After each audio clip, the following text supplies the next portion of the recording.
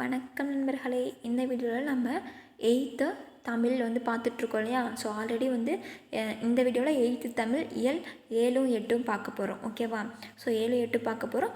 Time இருந்துச்சு அப்படின்னா நம்ம 9 சேர்த்து பார்த்துடலாம். ஓகேவா. டைம் இல்லை அப்படின்னா நாளைக்கு 9 பார்த்துட்டு அது கூட ஒரு டெஸ்ட் கொஷின்ஸ் ஒரு 15 கொஷின்ஸ் 8th இருக்கிற ஃபுல்லாக 8th இயல் 1லேருந்து இயல் 9 வரைக்கும் இருக்கிற ஃபுல் டெஸ்ட் கொஷின்ஸ் நாளைக்கு இதே வீடியோவில் பார்ப்போம். ஓகேவா. சரி, ஓகே. ஸோ இது வரைக்கும் பார்த்த எல்லா வீடியோஸும் மறக்காமல் பார்த்துருங்க. ஸோ வாங்க வீடியோக்குள்ளே போகலாம். ஓகேவா. ஸோ இயல் 7, 8 இந்த வீடியோவில் பார்க்கலாம்ப்பா. ஓகேவா. ஸோ 7 படைவேலம். கலிங்கத்து பரணி நமக்கு இருக்கான்னு கேட்டால் இல்லை.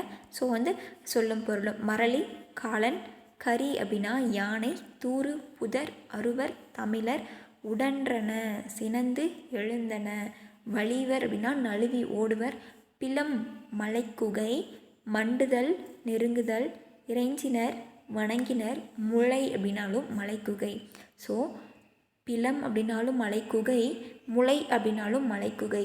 ஸோ ஒரு சொல் இரு பொருள். மலைக்குகைக்கு என்னென்ன பொருள் இருக்குது பாருங்கள். பிலம், முளை. ஓகேவா. ஸோ மரளி அப்படின்னா காலன் அப்படின்றத பார்த்துக்கோங்க. சரியா. ஸோ சிங்கம் டேஸில் வாழும் அப்படின்னா மலைக்குகை. முளை அப்படின்னா மலைக்குகை. ஸோ குகையில் வாழும். கலிங்க வீரர்களிடையே தோன்றிய உணர்வு அச்சம். வெங்கரி. வெங்கரி அப்படின்னா வெம்மை கூட்டல் கரி. என்றிருள். என்று கூட்டல் இருள். போல் கூட்டல் உடன்றன, போலுடன்றன. ஓகேவா. அடுத்து பாருங்க. சீவன். ஜீவன் அப்படின்னா என்ன சொல்லுவோம்? உயிர். சத்தியம் உண்மை. ஆனந்த தரிசனம் மகிழ்வான காட்சி. வையம் உலகம். சபதம் சூளுரை. மோகித்து அப்படின்னா விரும்பி.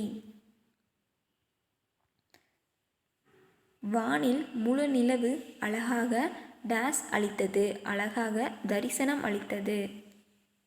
இந்த டேஸ் முழுவதும் போற்றும்படி வாழ்வதே சிறந்த வாழ்வு. இந்த உலகம் முழுக்க போற்றும்படி வாழ்கிறது. உலகம் அப்படின்னா இங்கே எதை குறிக்கும்? வையம் தான் உலகம். சீவன் இல்லாமல். சீவன் கூட்டல் இல்லாமல். விலங்கொடித்து. விலங்கு கூட்டல் ஒடித்து. காட்டை கூட்டல் எரித்து. காட்டை எரித்து. இதம் கூட்டல் தரும். இதன் தரும்.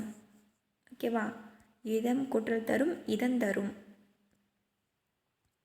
ஓகே. நெக்ஸ்ட்டு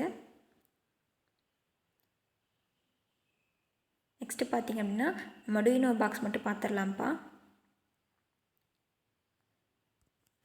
எம்ஜிஆர் பற்றி தான் கொடுத்துருக்காங்க. எம்ஜிஆர் இலங்கையில் இருக்கிற கண்டி அப்படின்ற இடத்துல 1917 ஜனவரி 17 கோபாலன் சத்யபாமா 2 பேர்த்துக்கும் 5வது மகனாக பிறந்திருக்காரு. குழந்தையாக இருக்கும்போதே தந்தை இறந்துட்டார். ஸோ எம்ஜிஆரோட தாயார் அவங்க அம்மா குழந்தைகளோட தமிழ்நாட்டில் கும்பகோணத்துக்கு வர்றாங்க. ஓகேவா. கும்பகோணத்தில் இவர் படிச்சுட்ருப்பார். ஓகேவா. அதே மாதிரி சென்னை பல்கலைக்கழகம் எம்ஜிஆரோட பணிகளை பாராட்டி டாக்டர் அப்படிங்கிற பட்டத்தை கொடுத்துருக்காங்க. அதே மாதிரி தமிழக அரசு எம்ஜிஆரோட நினைவை போற்றும் மாதிரி எம்ஜிஆர் மருத்துவ பல்கலைக்கழகத்தை அமைச்சிருக்காங்க. சென்னையில் இவருக்கு ஒரு நினைவிடம் இருக்குது. அதே மாதிரி இவருடைய இறப்புக்கு பின்னாடி இந்திய அரசு மிக உயரிய விருதான பாரத ரத்னா விருது, அதாவது இந்திய மாமணி விருது எம்ஜிஆருக்கு எப்போ கொடுத்தாங்க அப்படின்னா 1988 கொடுத்துருக்காங்க அப்படின்றத ஞாபகம் வச்சுக்கோங்க. ஓகேவா. சரி, அது மட்டும் இல்லை. எம்ஜிஆரோட நூற்றாண்டு விழா, அதாவது 2017-18 தமிழக அரசால் சென்னை அப்புறம் மதுரையில் பேருந்து நிலையங்களுக்கு எம்ஜிஆர் பெயர் சூட்டப்பட்டு இருக்குது. ஸோ சென்னையில் இருக்க பேருந்து நிலையமும் மதுரையில் இருக்கிற பேருந்து நிலையம் எம்ஜிஆர் பேருந்து நிலையம் அப்படின்னு அழைக்கப்படுது. ஓகேவா. அதே மாதிரி இந்திய அரசு என்ன பண்ணியிருக்காங்க அப்படின்னா சென்னை சென்ட்ரல் ரயில் நிலையத்திற்கு புரட்சி தலைவர் டாக்டர் எம்ஜி ராமச்சந்திரன் மத்திய ரயில் நிலையம் அப்படின்னு அவருடைய பெயரை சூட்டியிருக்காங்க. சரியா. எம்ஜிஆர் எங்கே கல்வி பயின்றார் அப்படின்னா கும்பகோணத்தில் கல்வி பயின்று இருப்பார்.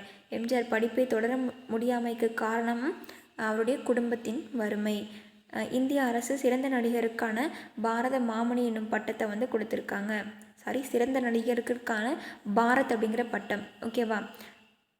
5ஆம் உலக தமிழ் மாநாடு எங்கே நடந்துச்சு அப்படின்னா 5ஆம் உலக தமிழ் மாநாடு மதுரையில் நடந்திருக்கும். எம்ஜிஆருக்கு அழியாத புகழை தேடித்தந்த திட்டம் எது அப்படின்னா இலவச காலனி திட்டம்ப்பா. ஓகேவா. இலவச காலனி திட்டம். ஸோ நீங்கள் லெசன் உள்ளே படித்து பார்த்தீங்கன்னா தெரியும். இது நமக்கு சிலபஸில் தமிழ் சிலபஸில் இது வராது. ஸோ ஒன்றும் பிரச்சனை இல்லை. ஓகேவா. அடுத்து ஔவையார் வந்து நம்ம சிலபஸில் இருக்காங்கப்பா. ஔவையாரும் அவருடைய பாடல்களும். இந்த ஸ்டோரி வேணால் நீங்கள் ஒருக்க வாசிச்சுக்கோங்க, இதில் பெருசாக எதுவும் இருக்காது, ஓகேவா? ஸோ நம்ம இதில் இருக்கிற இந்த பாடல் மட்டும் நமக்கு முக்கியம். சிறு இலை நெல்லி தீங்கனி குறியாது ஆதல் நின்னகத்து அடக்கி சாதல் நீங்க எமக்கீந்தனையே. அதாவது நெல்லிக்காயை வந்து எனக்கு கொடுத்துட்டிங்களே, நமக்கு அந்த ஸ்டோரி தெரியும் இல்லையா? அதியமான் வந்து இறப்பை தராத ஒரு நெல்லிக்கனி, அரிய நெல்லிக்கனியை வச்சுருப்பாங்க. அதை வந்து ஔவையாருக்கு கொடுத்து சாகாமல் நீங்கள் இருங்க, அப்போ தான் நிறைய பேருக்கு வந்து நீங்கள் அறிவுரை சொல்ல முடியும், நல்வழிப்படுத்த முடியும்னு சொல்லி கொடுப்பார் இல்லையா? ஸோ அதை பார்த்து தான் ஔவையார் வந்து இந்த பாடல் பாடுவாங்க. சிறு இலை நெல்லி தீங்கனி குறியாது ஆதல் நின்னகத்து அடக்கி சாதல் நீங்கள் எமக்கீந்தனே என்கிட்ட கொடுத்துட்டிங்களே அப்படின்னு ஔவையார் பாடுறாங்க, ஓகேவா? அது மட்டும் இல்லை, அப்புறம் இந்த பாடல் என்ன பாடல் அப்படின்னா, இதில் வந்து அதியமான் போர்க்கருவிகளை வந்து பார்த்து பயப்படுற மாதிரி வந்து கொடுப்பாங்க, ஓகேவா? ஸோ யாரை பார்த்துனா தொண்டைமானுக்கும் அதியமானுக்கும் போர் வர மாதிரி இருக்கும். ஸோ அப்போ வந்து ஔவையார் வந்து தொண்டைமான் கிட்டே போயிட்டு இந்த மாதிரி அதியமானோட போர்க்கருவி எப்படி இருக்குன்னு தெரியுமா அப்படின்னு சொல்லி ஒரு பாடல் பாடுவாங்க. அதுதான் இந்த பாடல், ஓகேவா? இவ்வே பீலி அணிந்து மாலை சூட்டி கண்திரள் நோன்கால் திருத்தி நெய்யணிந்து கடியுளை வீண் நகரவே அவ்வே. அதாவது நீங்கள் வந்து இங்கே தொண்டைமான் வந்து அவங்களே போர்க்கருவிகளை காட்டுவாங்க ஔவையார்கிட்ட போய். எந்த மாதிரி அப்படின்னா, இந்த மாதிரி அழகாக இருக்குது, நீட்டாக இருக்குது அப்படின்றது மாதிரி காட்டுவாங்க. அப்போ வந்து சொல்லுவாங்க, இவ்வே அப்படின்னா இந்த இடத்துல பீலி அணிந்து அப்படின்னா, பீலினா மயில் ரெக்கை அணிந்து மாலை சூட்டி இந்த மாதிரி அழகாக வச்சுருக்கீங்க. ஆனால் அங்கே அப்படின்னா அவ்வேன்னு சொல்லியிருக்காங்களா, அவ்வே பகைவர் அங்கே அப்படின்னா அதியமான் கிட்ட பகைவரை குத்தி ஒரு ரத்தம்லாம் வச்சு, அதாவது நல்லா பதம் பார்த்து அந்த மாதிரி ஒரு ரத்தத்தோடு இருக்கிற நிறைய ஆயுதங்கள் தான் அங்கே இருக்குது அப்படின்ற மாதிரி சொல்லுவாங்க. ஸோ அதை கேட்டு பயந்துருவாங்க, ஓகேவா? ஸோ எல்லோர் ஒக்கல் தலைவன் அண்ணல் எம் கோமான் வைநுதி வேலே, அவருடைய வேல் வந்து இந்த மாதிரி இருக்கும் அப்படின்னு சொல்லி ஔவையார் வந்து சொல்லுவாங்க. ஸோ இந்த மாதிரி சொன்னால் பயந்துருவாங்க இல்லையா? ஸோ அதனால் வந்து பயந்துட்டு போர் வந்து வேணான்னு சொல்லி நிறுத்திடுவாங்க. இந்த மாதிரி வந்து போர்க்கருவிகளை அந்த மாதிரி ஒரு பாட்டு பாடி வந்து போரை வந்து நிறுத்துறவங்க தான் ஔவையார். ஸோ இந்த பாடல் மட்டும் பார்த்துக்கோங்க, சரியா? அடுத்து பார்த்திங்கன்னா, வழியில் மிகும் இடம் மிகா இடம் ரொம்ப ரொம்ப முக்கியம். ஆல்ரெடி பார்த்தோம். வழியில் மிகும் அப்படின்னா கா சா தாப்பா, அதோடைய மெயிலெழுத்து வந்து மிகுமா மிகாதான்னு தான் பார்க்கணும். வழியில் மிகும் இடங்கள் பாருங்கள். அந்த இந்த அப்படின்ற சுட்டுத்தீர்ப்புகளுக்கு அப்புறம் வருது வழியில் மிகும். இந்த அப்படிங்கப்புறம் இந்த இக்கு வரணும், ஓகேவா? இந்த கவிதை. அப்புறம் எந்த அப்படின்ற வினா திரிபை அடுத்து வழியில் மிகும். எந்த சட்டை, எந்த திசை, அந்த மாதிரி, ஓகேவா? அப்புறம் இரண்டாம் வேற்றுமை உருபு என்னன்னு பார்த்துருக்கோம், ஐ பார்த்துருக்கோமா? ஸோ இந்த இரண்டாம் வேற்றுமை உருபு வெளிப்படையாக வர்ற இடத்துல ஐ அதாவது தலையை வந்திருக்கா, இங்கே வந்து இக்கு அப்படின்னு வரணும், ஓகேவா? இக்கு இல்லாமல் இருந்தால் அது தவறு, இக்கு வரணும். பாடத்தை படி இப்போ வந்திருக்கா, அந்த மாதிரி. அதே மாதிரி நான்காம் வேற்றுமை உருவாக்கிய கூ வெளிப்படையாக வரும் இடத்துலையும் வழியில் மிகும். அதே மாதிரி வினையச்சங்களில் இகரத்தில் முடிகிற, அதாவது பாடி சென்றான். ஸோ பாடி அப்படிங்கிறது வினையச்சமா. ஸோ இது பின்னாடி வந்து இச்சு வரணும். பாடி சென்றான் இகரத்தில் முடியும். வினையச்சங்களை அடுத்து வழியில் மிகும். ஸோ எழுதி பார்த்தான், ஓடி கலைந்தான், இந்த எக்ஸாம்பிள். அதே மாதிரி உகரத்தில் முடியும் வினையச்சங்கள் வன்தொடர் குற்றியலாகரமாக இருந்தால் மட்டும் வழியில் மிகும். அதாவது இப்போ உகரத்தில் முடியும் ஒரு வினையச்சம் வந்து பெற்று. ஸோ இது வந்து பெற்று அப்படிங்கிறது என்ன? பெற்று வன்தொடர் குற்றியலுகரம்னா கசட தபரா இருக்கா. ஸோ கடைசி எழுத்து வந்து குசுடு துபுருல ஏதோ ஒன்று இருக்கும். ஸோ இருக்குது. ஸோ நடுவில் இருக்கிற எழுத்து, அதாவது குசுடு துபுருக்கு முன்னாடி இருக்கிற எழுத்து வந்து ஒரு வழின மெய்யெழுத்தாக இருந்துச்சு அப்படின்னா அது வன்தொடர் குற்றியலுகரம். இன்னொருக்க சொல்கிறேன், பெற்று அப்படிங்கிறது இங்கே வந்து வன்தொடர் குற்றியலுகரமாக வந்திருக்குப்பா. ஸோ வன்தொடர் குற்றியலுகரம் அப்படின்னா இறுதி எழுத்து வந்து குசுடு துப்புருவாக இருக்கணும்.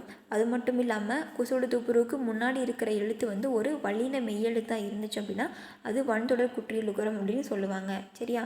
ஸோ பெற்று அப்படிங்கிறது வன்தொடர் குற்றியலுகரம். ஸோ அதனால் இங்கே வந்து இக்கு போட்டு தான் எழுதணும். பெற்றுக்கொண்டேன், ஸோ படித்து பார்த்தேன். இந்த மாதிரி உகரத்தில் முடிகிற வினையச்சங்கள் வன்தொடர் குற்றியலுகரமாக இருந்தால் மட்டும் வல்லினம் மிகும். இகரத்தில் முடியும் வினையச்சங்கள் அடுத்து எல்லா இடத்துலையுமே வந்து அது வன்தொடராக இருக்கட்டும் மென்தொடராக இருக்கட்டும் எப்படி இருந்தாலுமே வந்து வல்லினம் மிகும், ஓகேவா? எதிர்மறை பெயரச்சத்தின் இறுதி எழுத்து, எதிர்மறை பெயரச்சத்தின் இறுதி எழுத்து கெட்டு ஈறுகெட்ட எதிர்மறை பெயரச்சம் வரும். ஸோ பாருங்கள், எழுதாத. ஸோ எழுதாத பாடல் வருது இல்லையா? இதில் எதிர்மறை பெயரச்சத்தோட இறுதி எழுத்து கெட்டுரும். இறுதி எழுத்துனா இந்த எழுத்து தா போயிடுச்சு அப்படின்னா எழுதா இருக்கா. ஸோ எழுதா அப்படிங்கிறது ஈறு கெட்ட எதிர்மறை பெயரெச்சம். ஸோ அதுக்கு பின்னாடி வந்து வல்லினம் மிகும். எழுதா பாடல் இருக்கா, இப்போ போட்டிருக்காங்களா அந்த மாதிரி. ஸோ செல்லா காசு, செல்லாத காசு அப்படின்னு சொல்லாமல் செல்லா ஈறு கெட்ட எதிர்மறை பெயரெச்சத்தின் பின்னாடி வல்லினம் மிகும். ஸோ அடுத்து பார்த்திங்க அப்படின்னா உவமை தொகையில் வல்லினம் மிகும். மலர் பாதம், மலர் போன்ற பாதம் உவமை தொகை. உவமை தொகை அப்படின்னா உவமை உருபு மறைந்து வரும் இல்லையா. ஸோ தாய் தமிழ், தாய் போன்ற தமிழ். ஸோ இந்த இடத்துல இத்து வந்திருக்கு, இங்கே இப்போ வந்திருக்கு. அதே மாதிரி உருவகத்தில் வல்லினம் மிகும். தமிழ் தாய், வாய்ப்பவளம். அது மாதிரி எண்ணு பெயர்களாக இருக்கிற 8, 10 இந்த 2 எண்ணு பெயர்களுக்கு பின்னாடி மட்டும் வல்லினம் மிகும். அதாவது 1, 2 இதுக்கெல்லாம் வல்லினம் மிகாது. 8, 10 அப்படின்னு சொல்லி இப்படி எழுதுகிறோம் இல்லையா, 8, 10 அப்படின்னு இந்த மாதிரி எழுத்துக்களாக எழுதும் போது அது எண்ணு பெயர்கள்னு சொல்லுவாங்க. அந்த மாதிரி எழுதும்போது 8 புத்தகம் 10 காசு, இந்த 8க்கும் 10க்கும் பின்னாடி மட்டும் வல்லினம் மிகும். ஓகேவா. அதே மாதிரி அப்படி இப்படி எப்படி இந்த சொற்களை அடுத்து வல்லினம் மிகும். அதே மாதிரி திசை பெயர்களான கிழக்கு மேற்கு வடக்கு தெற்கு இதெல்லாம் அடுத்து வந்து வல்லினம் மிகும். அதே மாதிரி மகர மெய்யில் முடியும் சொல்லினை அடுத்து வல்லினம் வந்தால் மகர மெய் வந்து அழிந்து அந்த இடத்துல வல்லினம் மிகும். ஸோ மகரம் மெய்யில் முடிகிற சொல், மரம் குடல் சட்டம்னு இருக்குது, மகர மெய்யில் தான் முடிஞ்சிருக்குல்ல. ஸோ இந்த இம்முன்றது அழிந்து வல்லினம் அடுத்து வந்து பார்த்திங்கன்னா சட்டம் சால தான் ஸ்டார்ட் ஆகுது. ஸோ வல்லினம் வருது, வறுமொழியில் வல்லினம் வருது. அதனால் மகர மெய் போயிட்டு அதுக்கூட வந்து வல்லினம் மிகும். இச் அப்படிங்கிற வல்லினம் மிகுது. ஓகேவா. அடுத்து வல்லினம் மிகா இடங்கள் எங்கெல்லாம் வல்லினம் வராது அப்படின்னா எழுவாய் சொற்களை அடுத்து வல்லினம் மிகாது. தம்பி படித்தான், தம்பிங்கிறது ஒரு எழுவாய் சொல். இதுக்கு பின்னாடி வந்து இப்போ அப்படின்னு போடக்கூடாது. ஓகேவா. தம்பி படித்தான் இப்போ இருக்கக்கூடாது. ஏன்னா எழுவாய் சொற்களை அடுத்து வல்லினம் மிகாது. அதே மாதிரி அது இது எது அப்படின்ற சொற்களை அடுத்து வல்லினம் மிகாது. பெயரச்சம் எதிர்மறை பெயரச்சம்க்கு அடுத்து வல்லினம் மிகாது. ஈர்கட்ட. ஸோ நம்ம என்ன சொன்னோம், இதுவே எழுதாத பாடல் அப்படின்னா வல்லினம் மிகாது. எழுதா பாடல் தா கெட்டுருச்சு அப்படின்னா ஈர்கட்ட எதிர்மறை பெயரச்சமா. ஸோ ஈர்கட்ட எதிர்மறை பெயரச்சில் வல்லினம் மிகும். வெறும் எதிர்மறை பெயரச்சத்தில் வல்லினம் மிகாது. இரண்டாம் வேற்றுமை உருபு மறைந்து வரும் இடங்களில் வல்லினம் மிகாது. இலை பறித்தேன் அப்படின்னு வல்லினம் மிகாது. இந்த இடத்துல இலை பறித்தேன் இப்போ வரக்கூடாது. இதுவே இலையை பறித்தேன் அப்படின்னு இரண்டாம் வேற்றுமை உருபு வெளிப்படையாக வந்துச்சுன்னா என்ன பார்த்தோம், வல்லினம் மிகும். இலையை பறித்தேன். சரியா. அதே மாதிரி உகரத்தில் முடியும் வினையெச்சங்கள் மென்தொடர் குற்று எழுகுரமாகவோ இடைத்தொடர் குற்று எழுகுரமாகவோ இருந்தால் வல்லினம் மிகாது. ஓகேவா. எடுத்துக்காட்டு தின்று தீர்த்தான். பாருங்கள், உகரத்தில் முடியுது தின்று அப்படிங்கிறது. இது வந்து இந்த வினையெச்சம் வந்து மென்தொடர் குற்று எழுகுரம். ஸோ மறுபடி பார்த்தோம், பன்தொடர் குற்று எழுகுரம் அப்படின்னா இப்போது கற்று இருக்குது. கற்று அப்படிங்கிறது வன்தொடர் குற்று எழுகுரம். இறுதி எழுத்து குசுடு துபுருவில் இருக்குது. அதுக்கு முன்னாடி இருக்கிற எழுத்து கசட தபரில் ஒன்றா வந்திருக்கு. இதுவே இந்த தின்று பாருங்கள், தின்று அப்படிங்கிறது இறுதி எழுத்து குசுடு துபுராக இருக்குது. ஆனால் நடுவில் இருக்குது நான் இருக்குது. நான் அப்படிங்கிற எதில் வரும், எங்கன நம்ம மெல்லின இதில் வருமா. ஸோ மென்தொடர் குற்றி எழுகுரம்னு இதை சொல்லுவோம்.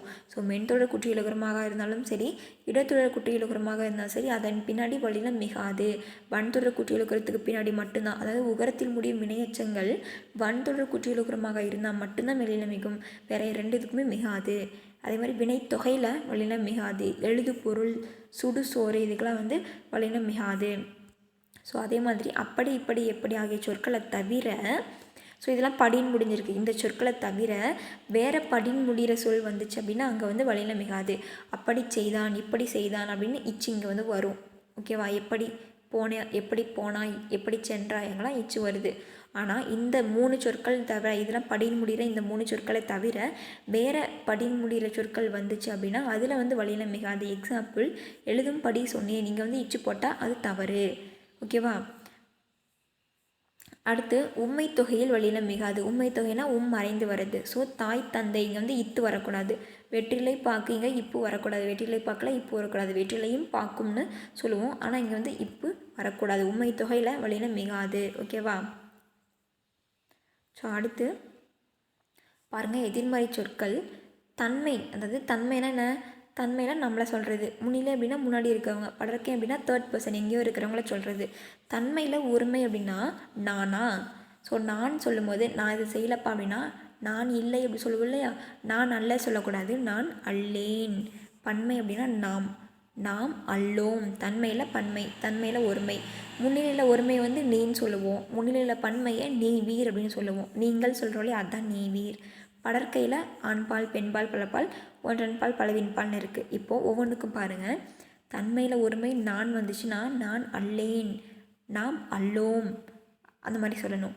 முன்னிலை ஒருமை நீல அல்லை, நீவீர் அல்லீர், அவன் அல்லன், அவள் அல்லல், அவர் அல்லர், அஃது அன்று, அவை அல்ல. இது ரெண்டும் ரொம்ப முக்கியம்ப்பா. அஃது வந்துச்சுன்னா அன்று.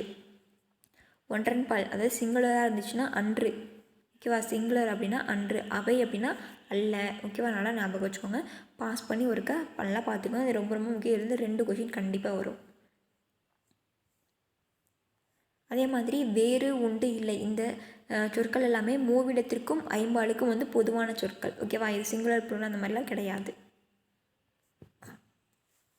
அதை செய்தது நான், இப்போ தானே பார்த்தோம். நான் அன்று வர்றது தவறு இல்லையா. நான் அல்லேன். பானையை உடைத்தது கண்ணன் அல்லன். மல்லிகை குளத்தில் பூக்கும் மலர் சிங்குலர், மலர் அல்ல, சரி மலர் அன்று. சித்தர்கள் செயற்கை விரும்பியவர்கள் அல்லோமா வரும் இல்லை இல்லையா. சித்தர்கள் செயற்கை விரும்பியவர்கள் அல்லர். நீங்கள் செக் பண்ணிக்கலாம். கரெக்டு, அவர் அல்லர், ஓகேவா. ஸோ மல்லிகை குளத்தில் பூக்கும் மலர் அன்று பார்த்தாச்சு. பகைவர் நீவீர், நீவீர் வந்துச்சுன்னா அல்லீர், ஓகேவா. ஸோ சரியான இதே மாதிரி சொற்கள். தாங்கள் படிக்க வேண்டிய புத்தகங்கள் இவை, புத்தகங்கள்ங்கிறது பன்மை, இவை அல்ல. உங்களோடு வருவோர் நாம் வந்துச்சுன்னா தானே அல்லோம். ஸோ நாம் அல்லோம். மணிமேகலை செல்வ வாழ்வை விரும்பியவள் அல்லல். ஈமுய்த்த பண்டங்கள் உடலுக்கு நன்மை செய்வன அல்ல. இந்த நிலத்துக்கு உரிமையாளர் நான் அல்லையா. ஒரு நிமிஷம். நீ அல்லை, நீ இல்லை, ஓகேவா. நீ இல்லைன்னு சொல்கிறோம் இல்லை தான் அப்படி சொல்லியிருக்காங்க. இந்த நிலத்துக்கு உரிமையாளர் நீ இல்லை அப்படின்னு சொல்லி நீ அல்லை, ஓகே. அடுத்து கலைச்சொற்கள். குதிரை ஏற்றம் ஈக்வெஸ்ட்ரியன், கதாநாயகன் ஹீரோ, முதலமைச்சர் சீஃப் மினிஸ்டர், லீடர்ஷிப்னா தலைமை பண்பு, ஆதரவு சப்போர்ட், டாக்ஸ்னா வரி, வெற்றினா விக்ட்ரி, சட்டமன்ற உறுப்பினர் மெம்பர் ஆஃப் லெஜிஸ்லேட்டிவ் அசம்பிளி. அடுத்து பார்த்திங்கன்னா இயல் 8பா. நமன் யமன், சித்தம் உள்ளம், நம்பர் அப்படின்னா அடியார், படமாட கோயில் படங்கள் அமைந்த மாடங்களை உடைய கோவில், நாணாமே கூசாமல், உய்மீன் அப்படின்னா ஈடேறுங்கள், ஈயில் அப்படின்னா வழங்கிறது, ஈனாவே கொடைதானே. ஸோ ஈயில் அப்படின்னா வழங்கினாள். அறநெறியில் வாழ்பவர்கள் உயிரை கவர வரும் டேஸ் கண்டு அஞ்ச மாட்டார்கள். அறநெறியில் வாழ்பவர்கள் உயிரை கவர வரும் நமன்னா யமனை கண்டு அஞ்ச மாட்டார்கள். ஒன்றே குலம் என்று கருதி வாழ்பவதே மனித பண்பு. நமன் இல்லை, நமன் கூட்டல் இல்லை, நம்பர்க்கு கூட்டல் அங்கு, நம்பர்க்கங்கு. அடுத்து பஹராய் அப்படின்னா தருவாய், ஆனந்த வெள்ளம், இன்பப் பெருக்கு, பராபரம் மேலான பொருள், அறுத்தவர்க்கு அப்படின்னா நீக்கியவர்க்கு. மனிதர்கள் தம் டேஸ் தீய வழியில் செல்ல விடாமல் காக்க வேண்டும் தம் ஐம்பொறிகளை. ஞானியர் சிறந்த கருத்துக்களை மக்களிடம் பகர்ந்தனர். ஆனந்த வெள்ளம், ஆனந்தம் கூட்டல் வெள்ளம், உள் கூட்டல் இருக்கும், உள்ளிருக்கும். அடுத்து பார்த்தீங்கன்னா அயோத்திதாசர், ஓகேவா. அயோத்திதாசர் பற்றி நம்ம யூனிட் 8 வந்து படித்தாகணும்ப்பா. ஸோ அயோத்திதாசர் பற்றி இதில் வந்து நம்ம தெரிஞ்சுக்கலாம், சரியா. அயோத்திதாசர் வந்து ஒரு பகுத்தறிவு சிந்தனை. தந்தை பெரியாருக்கு, அண்ணல் அம்பேத்கருக்கு, இவங்கெல்லாம் பகுத்தறிவுவாதிகளாக. ஸோ அவர்களுக்கெல்லாம் முன்னோடியாக திகழ்ந்தவர் தான் இந்த அயோத்திதாசர், ஓகேவா. ஸோ இவரை வந்து அதனால் என்ன சொல்கிறாங்க அப்படின்னா தென்னிந்திய சமூக சீர்திருத்தத்தின் தந்தை அப்படின்னு அயோத்திதாசரை சொல்லுவாங்க, ஓகேவா. நல்ல சிந்தனை, சிறப்பான செயல், உயர்வான பேச்சு, ஓப்பான எழுத்து, பாராட்டத்தக்க உழைப்பு, இந்த 5 பண்புகளையும் வந்து ஒன்றா பெற்றுக்கிற ஒரு சிந்தனையாளர் தான் அயோத்திதாசர். ஸோ அயோத்திதாசர் 1845 மே மாதம் வந்து 20ஆம் தேதி வந்து சென்னையில் பிறக்கிறாரு. இவருடைய இயற்பெயர் என்ன அப்படின்னா காத்தவராயன், ஓகேவா. இவர் வந்து ஒரு ஒடுக்கப்பட்ட சமூகத்தில் பிறந்தவர் அப்படின்றனால நிறைய துன்புறுத்துகிறாங்க. ஸோ அதனால் இவருக்கு வந்து அயோத்திதாச பண்டிதர் அப்படின்றவர் தான் வந்து இவருக்கு வந்து கல்வி வந்து சொல்லி கொடுத்துருப்பாரு. சித்த மருத்துவம் வந்து சொல்லி கொடுத்துருப்பாங்க. தன்னுடைய குரு மீது இருந்த பற்றினால இவரோட காத்தவராயன் அப்படிங்கிற பெயரை வந்து அயோத்திதாசர் அப்படின்னு மாற்றி வச்சுக்கிட்டாரு. ஓகேவா. நீலகிரிக்கு போய் அங்கே வாழ்ந்த அயோத்திதாசர் திருமணத்துக்கு பின்னாடி வந்து பர்மாவுக்கு போய் அங்கே போய் கூலி தொழிலாளர்களுக்கு கூலி தொழிலாளர்களாக வேலை செஞ்சு வந்த தமிழர்களோட உரிமைகளுக்காக பர்மாவில் போய் வந்து பாடுபடுறாரு. அப்புறமேட்டுக்கு இவர் தமிழ்நாட்டுக்கு திரும்ப வராரு. அங்கே வந்து ஒடுக்கப்பட்டோரோட உரிமைகளுக்காக முன்னேற்றத்திற்காகவும் பாடுபடுறாரு. அயோத்திதாசர் தமிழ் மட்டும் இல்லாமல் பாலி, வடமொழி, ஆங்கிலம் இந்த மொழிகளையும் புலமை பெற்றவர்.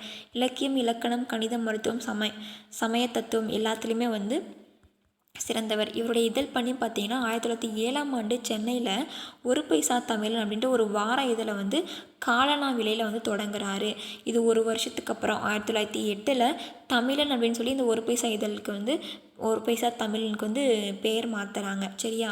ஸோ இந்த இதழ் எதற்காக அப்படின்னா உயர்நிலையையும் இடைநிலையையும் கடைநிலையையும் பாகுபடுத்தி அறிய முடியாத மக்களுக்கு நீதி, நேர்மை, சரியான பாதை இதெல்லாம் வந்து தெளிவுபடுத்துவது இந்த இதழோட நோக்கம் அப்படின்னு அயோத்திதாசர் சொல்லியிருப்பாங்க. அதாவது உயர்நிலைனா என்ன, கடைநிலைனா என்ன, இடைநிலை என்ன, இதெல்லாம் வந்து எதுன்னு அவங்களால பகுத்து பிரிச்செல்லாம் பார்க்க முடியாது. அந்த மாதிரி இருக்கிற மக்களுக்கு அப்போ அவளுக்கு நாலேஜ் இல்லை இல்லையா. ஸோ வெகுளித்தனமாலாம் இருந்திருப்பாங்க. அந்த மாதிரி இருக்கிற மக்களுக்கு நீதி, நேர்மை, எது சரியான பாதை இதெல்லாம் வந்து எது அப்படின்னு அவங்களுக்கு புரிய வைக்கிறது இந்த இதழோட நோக்கம் அப்படின்னு சொல்லியிருக்காங்க. ஓகேவா.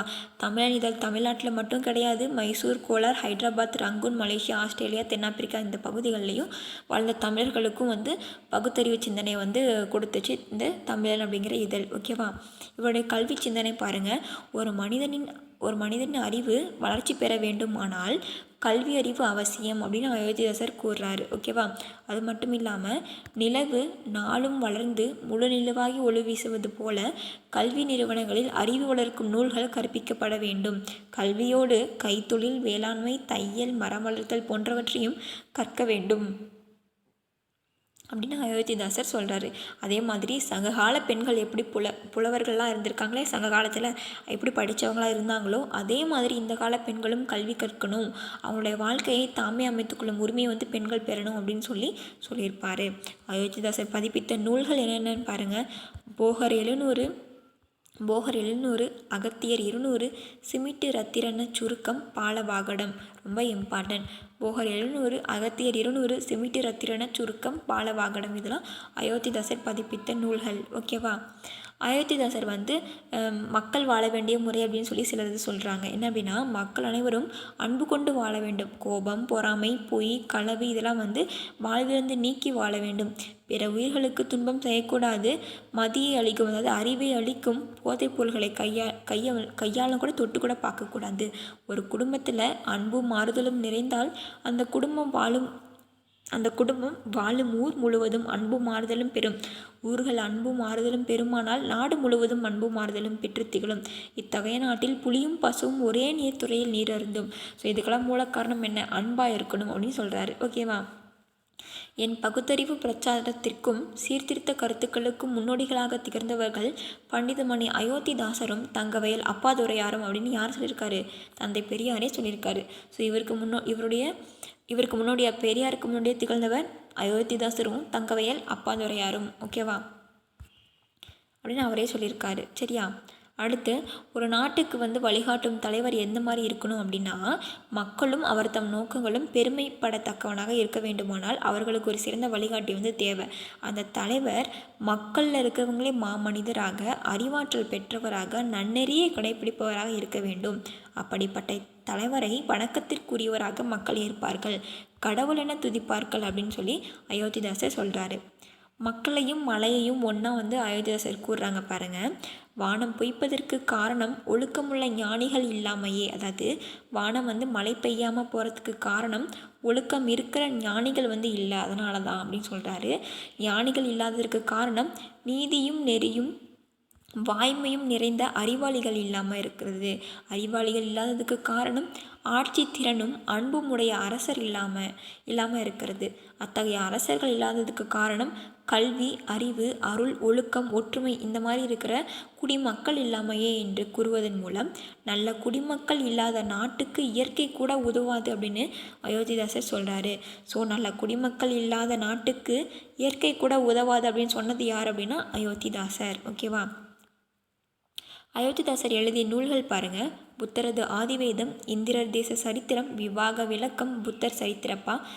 அதே மாதிரி திருவள்ளுவர், ஆம்பையார் இவங்களோட எழுதின நூல்களுக்கு பௌத்த கோட்பாடுகளின் அடிப்படையில் புதிய விளக்கங்களை வந்து அயோத்திதாசர் எழுதியிருக்காரு. ஸோ அயோத்திதாசர் மக்கள் அனைவரும் சம உரிமை பெற்று சமத்துவமாக வாழ வேண்டும் அப்படின்னு ஆசைப்படுறாரு.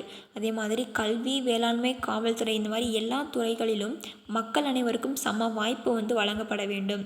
அதே மாதிரி ஊராட்சி, நகராட்சி, சட்டமன்றம், நாடாளுமன்றம் சொல்லி எல்லா வகுப்பினருக்கும் உரிய பிரதிநிதித்துவம் வழங்கப்பட வேண்டும்.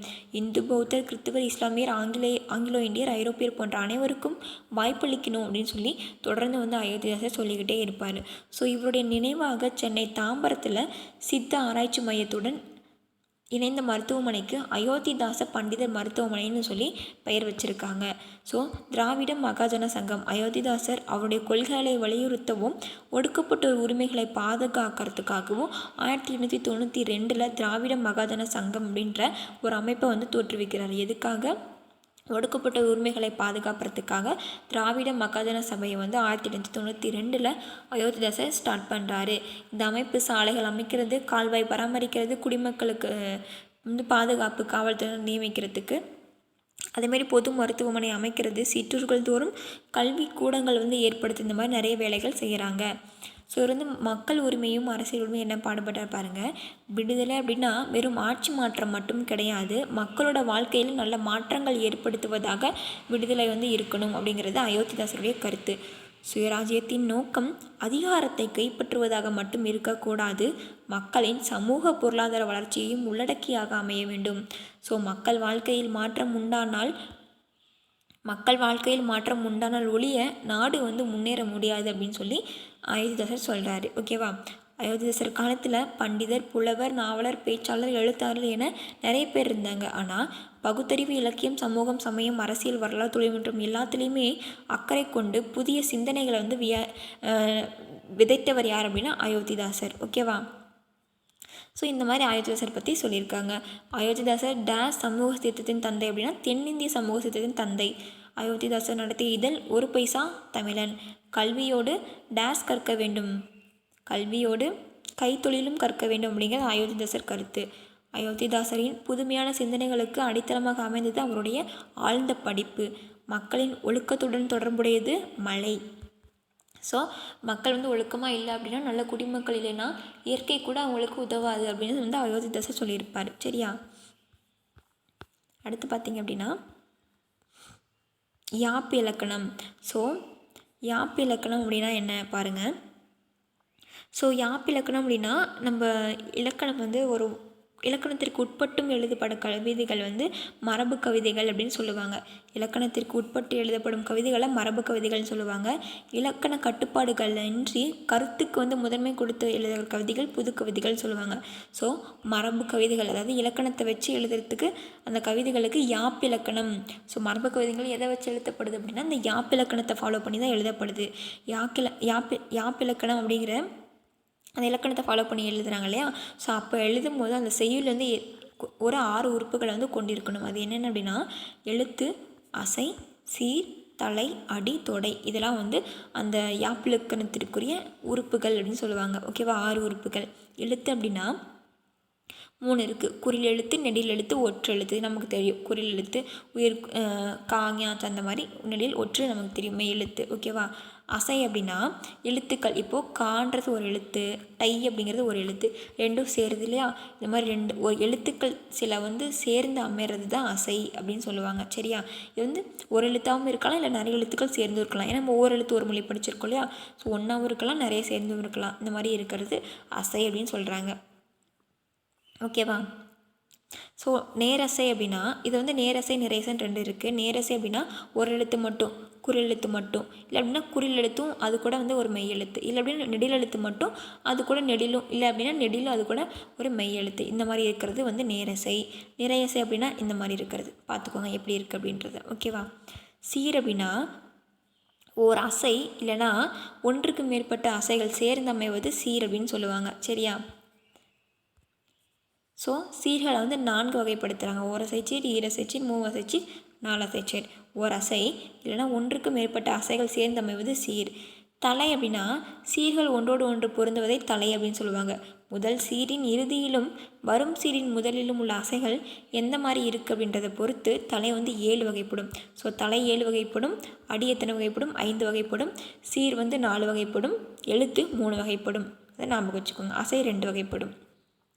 அடி அப்படிங்கிறது 2 அடி அப்படின்னா ஒரு லைன்ப்பா, ஓகேவா? ஒரு லைன் 2 அல்லது 2க்கு மேற்பட்ட சீர்களை கொண்டு அமைவது அடி, ஓகேவா? அடி வந்து 5 வகைப்படும், ஓகேவா? அடுத்து தொடை பார்த்திங்கன்னா தொடை 8 வகைப்படும். தொடை அப்படின்னா செய்யுளில் வந்து ஓசை இன்பம் பொருள் இன்பம் தோன்றதுக்காக சீர்களில் இடையிடையில் இல்லை அடிகளுக்கு இடையில வந்து இருக்கிற ஒற்றுமை தான் தொடை எனப்படும். நம்ம மோனை எதுகையெல்லாம் வச்சு பாடுவோம் இல்லையா, அதுதான் தொடை, ஓகேவா? ஸோ தொடை வந்து 8 வகைப்படும். முதல் எழுத்து ஒன்றி வர மாதிரி தொடுந்துச்சுன்னா மோனை, இரண்டாம் எழுத்து ஒன்றி வர தொடுப்பது எதுகை, இறுதி எழுத்து இறுதி ஓசை ஒன்றி வர தொடுப்பது எய்பு.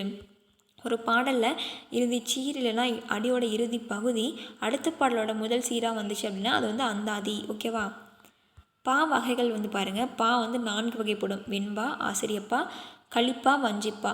ஸோ இதுக்கு ஒவ்வொன்றுக்கும் ஓசை இருக்குது. வெண்பா வந்து செப்பல் ரொம்ப ரொம்ப முக்கியம். வெண்பா வந்து செப்பலோசை, ஆசிரியப்பா அகவலோசை, களிப்பா அப்படின்னா துள்ளல் ஓசை, வஞ்சிப்பா அப்படின்னா தூங்கல் ஓசை, ஓகேவா?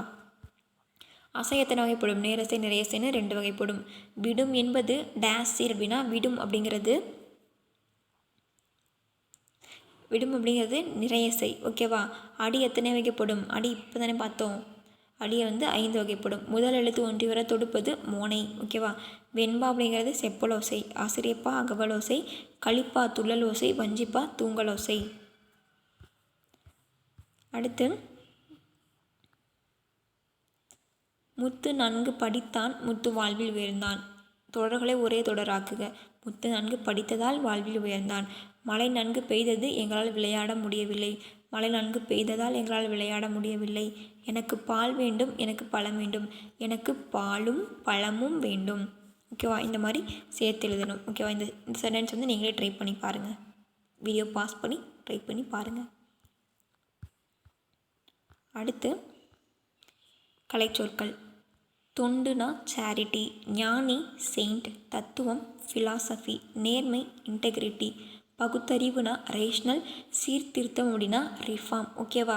ஸோ இந்த வீடியோவில் நம்ம 8th இருக்கிற இயல் 7, 8 வந்து பார்த்துருக்கோம், சரியா? 8th இயல் 7, 8 பார்த்துருக்கோம். அடுத்த வீடியோவில் நம்ம என்ன பார்க்க போகிறோம் அப்படின்னா 8th இருக்கிற இயல் 9 ப்ளஸ் இந்த இயல் 1லேருந்து 9 பார்த்துருவோம். பார்த்துட்டுமே அதில் வந்து 1லேருந்து 9 வரைக்கும் இருக்கிற டெஸ்ட் கொஷின்ஸ் வந்து ஒரு 15 கொஷின்ஸ் வந்து அடுத்த வீடியோவில் வந்து அப்படியே கண்டினியூஸாக வந்து பார்க்க போகிறோம், சரியா? தேங்க்யூ.